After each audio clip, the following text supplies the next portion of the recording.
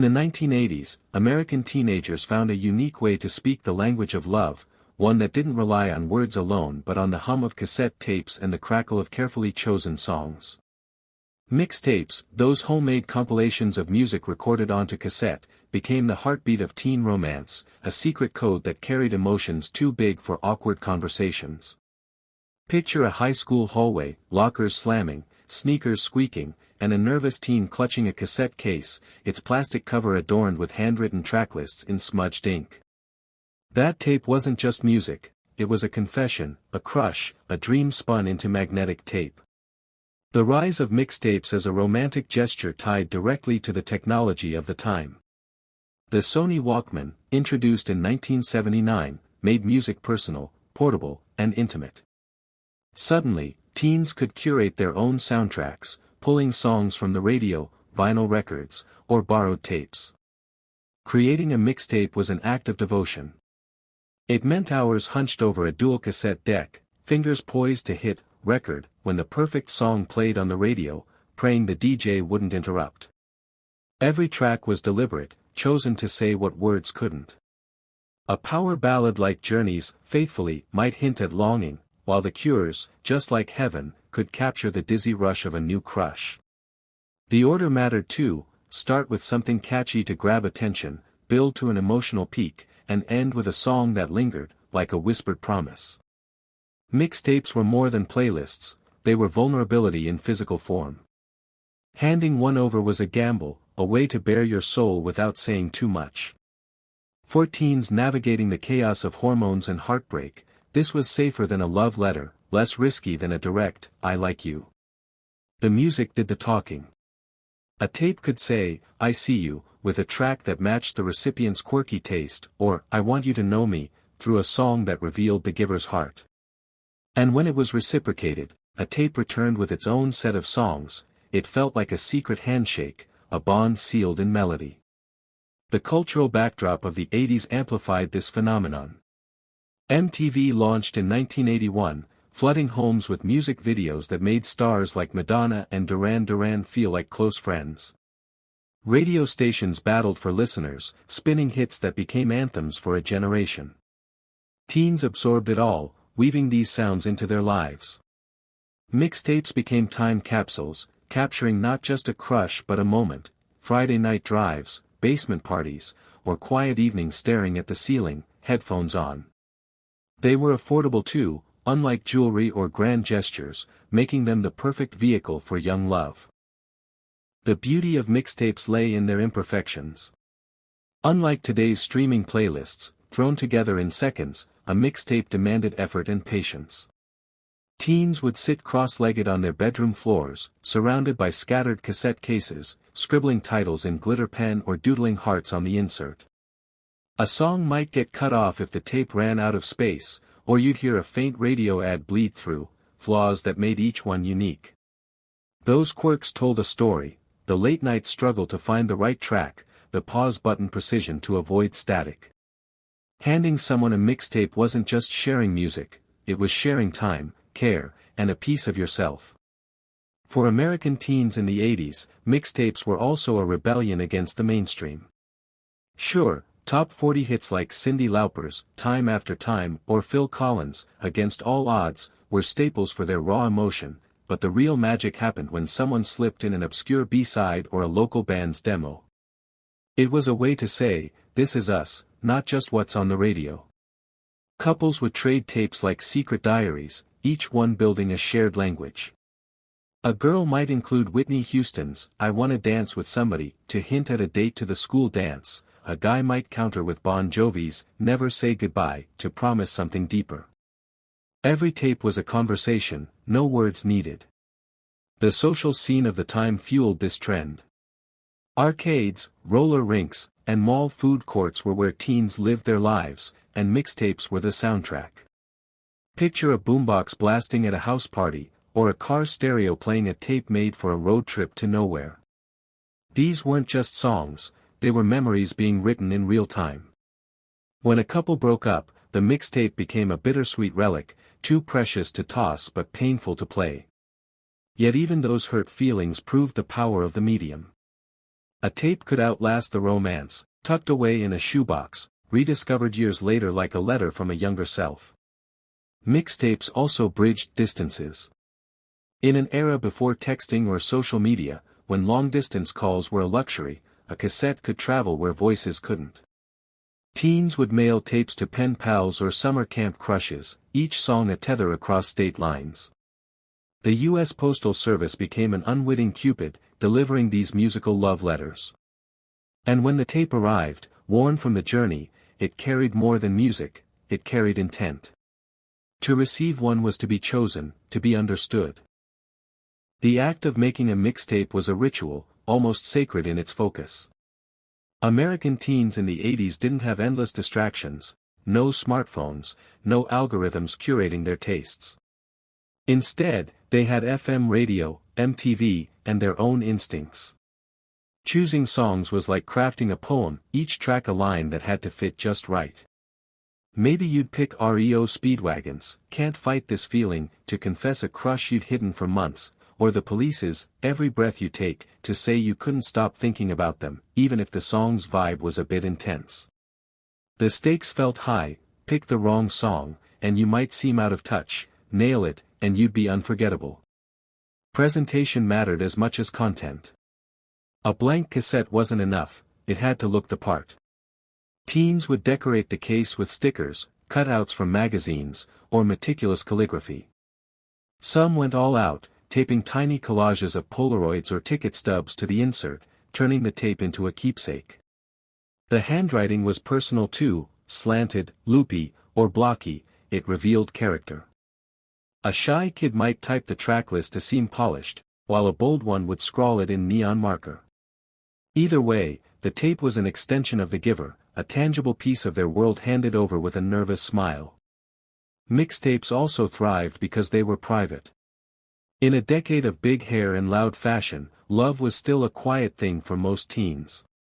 You couldn't broadcast your feelings on a screen for likes, so you whispered them through music. A tape passed under a desk or slipped into a backpack felt covert, like a spy mission. It was just for the two of you, a world built from melodies that no one else had to understand. And when you listened, sprawled on your bed with a Walkman, it was like the other person was there, guiding you through their heart song by song. The 80s music scene gave mixtapes endless fuel. New wave, hair metal, pop, and early hip-hop were all exploding, offering something for every mood. A romantic might lean on Lionel Richie's Hello for sincerity, while a rebel could throw in the Clash's Should I Stay or Should I Go for edgy flotation. Genres mixed freely, nobody cared if Tears for Fears followed Run DMC, as long as the feeling flowed. That freedom let teens experiment, blending their quirks into the tracklist. A mixtape wasn't just love, it was identity, a way to say who you were and who you wanted to be with. Mixtapes weren't just about the music, they were about connection in a world that felt big and overwhelming. For 80s teens in America, life was a whirlwind of neon leg warmers, arcade games, and the constant hum of change. Cable TV was new, malls were kingdoms, and the Cold War loomed like a distant storm. Amid it all, a mixtape was something you could control, a way to carve out a corner of the world and share it with someone special. It was intimate, intentional, and utterly human. The process had a rhythm of its own. You'd start with a blank tape, usually a TDK or Maxell, it's 60 or 90 minutes a canvas for your heart. Picking songs was only half the battle, timing was everything. You had to calculate how much space each track took, flipping the cassette to side B without wasting precious seconds. A perfect mixtape flowed like a story, no awkward gaps or abrupt endings. Teens became amateur DJs, balancing upbeat tracks like Michael Jackson's Billie Jean with soulful ones like Foreigner's Waiting for a Girl Like You. If you got it right, the tape felt alive, each song building on the last to tell a tale of longing, joy, or quiet hope. But the real power was in the exchange.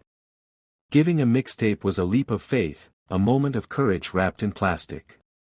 You'd hand it off in the school parking lot or leave it in their locker, heart pounding, hoping they'd get it. And when they listened, that was magic.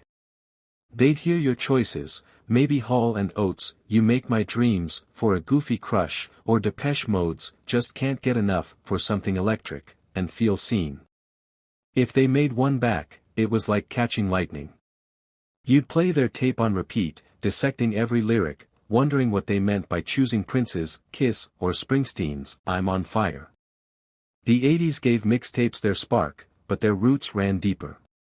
They echoed the DIY spirit of punk zines and the personal touch of handwritten notes passed in class. Technology made it possible, cassette decks were cheap enough for most households, but culture made it inevitable. Teens wanted to stand out, to prove their feelings weren't just another John Hughes movie cliché. A mixtape was proof you'd thought about them, really thought, in a way that a store-bought gift never could. It was love, friendship, or something in between, pressed into a spool of tape, ready to spin its story again and again. The mixtape's magic wasn't just in the music or the effort, it was in the way it captured a fleeting moment of youth. For 80s teens across America, love was a roller coaster, equal parts thrill and terror. A mixtape froze that feeling, like a snapshot you could hold. It wasn't perfect, and neither were they. The tape might skip, the ink on the label might smear, but that rawness was what made it real. Unlike a polished CD or a digital file, a cassette had texture, a hum you could feel in your bones when you pressed play. Listening to a mixtape was its own kind of ritual. You'd slide it into your Walkman or your car's tape deck, headphones on or windows down, and let it pull you in. Each song was a chapter, hinting at what the giver felt. Maybe they chose a Haas, Take On Me, for its soaring optimism, or Berlin's, Take My Breath Away, to evoke a slow dance memory from prom. You'd listen for clues, wondering if the lyrics were literal or just a vibe. Did they mean to say they were falling for you with Billy Joel's, Just the Way You Are? Or was it just a song they liked? The mystery was part of the pull, keeping you tethered to your stereo, replaying it until the tape wore thin. Mixtapes also had a social currency. In high schools from California to New York, they were a badge of taste, a way to flex your music savvy. If you could blend mainstream hits like Madonna's Lucky Star with a deep cut like the Smiths' There Is a Light That Never Goes Out, you were someone who got it. Friends swapped tapes to bond, but romantic ones were sacred, shared only with the person who made your heart race. And when a tape made the rounds, say, a legendary breakup mix passed between friends, it became folklore, a story told over Slurpees at 7-Eleven. The 80s were a golden window for this phenomenon. Cassettes were everywhere, cheap and durable, but the tech was still clunky enough to demand creativity. You couldn't skip tracks easily, so you listened start to finish, just as the maker intended. That forced intimacy gave mixtapes their power. They weren't background noise, they were an event. And in a decade obsessed with flash, think shoulder pads and acid-washed jeans, mixtapes stood out for their quiet sincerity. They didn't shout love from a rooftop, they whispered it in your ear, one song at a time, leaving you to decode the rest. The mixtape's charm was its ability to say what teens couldn't, not just to crushes but to themselves. In the 80s, American high schools buzzed with cliques, jocks, preps, nerds, metalheads, all trying to figure out who they were. A mixtape was a mirror, reflecting the maker's soul. You might slip in U2's, With or Without You, to wrestle with your own confusion, or Talking Heads, Once in a Lifetime, to question where life was headed. When you shared it, you weren't just flirting, you were saying, this is me, messy and real. That honesty hit hard, especially in a decade where everyone was chasing an image. Timing was everything, not just in the tracklist but in the moment of delivery. Picture a suburban Saturday, the air thick with aqua net and anticipation. You'd wait for the right chance, maybe after a football game, when the bleachers emptied, or at a record store, flipping through vinyl. Handing over a tape was a performance, casual enough to play it cool, deliberate enough to mean something. The receiver knew it, too. They'd hold that cassette, maybe a Memorex with a faded label, and feel its weight, not just ounces, but trust. Later, alone, they'd pop it in, and the first chords of something like Simple Minds, Don't You, Forget About Me, would feel like a spotlight on their heart. Mixtapes were also a kind of time travel. They didn't just capture now, they reached back and forward. A song like The Bangles' Eternal Flame could pull you to a memory of slow dancing at a gym, sweaty palms and all, or push you to imagine a future where this crush wasn't just a maybe. Teens poured their hopes into those tapes, blending nostalgia with daydreams. Years later, finding one in a glove box or attic would hit like a tidal wave. Suddenly you're 16 again, feeling everything. That's why people kept them, even when cassettes went obsolete. They were proof you'd lived, loved, and dared to show it. The 80s tech helped, but the culture sealed the deal.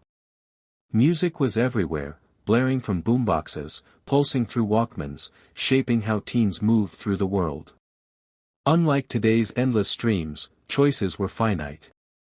You had your tapes, your radio, maybe a friend's record collection. That scarcity made every song count, every mixtape a treasure. It wasn't about algorithms guessing your mood, it was about someone knowing you well enough to pick Thompson Twins over Tears for Fears, because Hold Me Now said it better. In a loud decade, mixtapes spoke softly, and that's why they became the secret language of love. Mixtapes carried a kind of alchemy, turning everyday moments into something unforgettable. For American teens in the 80s, they were more than a gift, they were a pact, a way to say, you're in my orbit. The act of creation was solitary, but its impact was shared. Late at night, under the glow of a desk lamp, you'd sift through your music collection, maybe sneaking a tape from your older sibling's stash.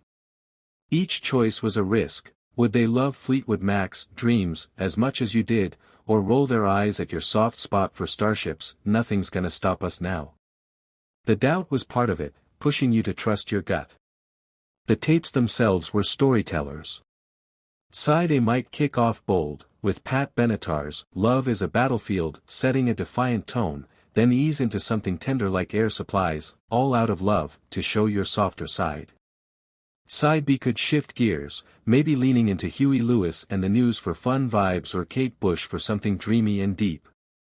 You'd time it so the last song landed like a mic drop, Cyndi Lauper's True Colors, if you wanted to bear it all. And if you misjudged the tape's length, you'd end up with Dead Air, a silent apology for not planning better. But even that was charming, a quirk that said, I tried. Beyond romance, mixtapes mapped relationships. They were how you apologized after a fight, slipping in Rem's Everybody Hurts to mend things without saying sorry. They were how you celebrated, blasting Survivor's Eye of the Tiger to hype a friend before a big game. For couples, they were milestones, first date, first kiss, first road trip, each tape a chapter in a story you were writing together. And in small towns or sprawling suburbs, where life could feel stuck, a mixtape was escape. It turned a beat-up Chevy into a rocket ship, with Bruce Springsteen or the Cars fueling the ride. What made mixtapes the secret language of love was their unspoken rules. You didn't ask someone what their tape meant outright, that broke the spell. Instead, you listened, you felt, you guessed. It was a dance of hints and hopes, set to a soundtrack you both curated. The 80s, with its mix of optimism and angst, was the perfect stage. Music was the pulse of the decade, and teens made it their voice. A mixtape didn't just say, I love you, it said, I'm here, I'm trying, I'm yours, in a way that nothing else could. The mixtape wasn't just a gift, it was a bridge between two people, built on trust and taste. In the 80s, American teens lived in a world of big dreams and small budgets, where a $2 cassette could carry more weight than a bouquet of roses. Making one was like bottling a feeling, every song a brushstroke, every pause a heartbeat. You'd hover over the record button, maybe stealing a track from Casey Kasem's Top 40 Countdown, hoping to catch Peter Gabriel's In Your Eyes, clean, no static. If you messed up, you'd rewind and try again, cursing the tape's hiss but loving the process anyway. The best mixtapes told a story without saying it outright. Start with something bold, like Van Halen's Jump, to grab their attention, then slide into the Pretenders' Brass in Pocket to show a little swagger. By the middle, you'd go deep, maybe Tracy Chapman's Fast Car for a crush that felt like it could go somewhere real. The final track was your closer, a song like Journey's Open Arms that left them thinking of you long after the tape clicked off. You tested yourself first, earphones on, imagining their reaction. Would they smile at the cheesy power ballad? Would they get the hint behind Morrissey's moody croon? For teens, mixtapes were also a way to rewrite their world. School could be brutal, cliques, grades, parents who didn't get it. But a tape let you take charge. You could be the hero of your own story, curating a vibe that said you were more than just another kid in acid-washed jeans. Sharing it with someone special was like letting them peek behind the curtain. If they liked it, it wasn't just the music they liked, it was you. And when they handed you a tape in return, maybe with INXS or heart on it, it felt like winning the lottery, proof they were in on the secret too. That secrecy was key. The 80s had no group chats or public stories to spill your heart. A mixtape stayed private, passed hand to hand, played in bedrooms or parked cars. It was a pact, a world for two. Even now, those tapes linger in memory, tucked in dusty boxes or pawned off at garage sales. But for the teens who made them, they were everything, a language of love that didn't need words,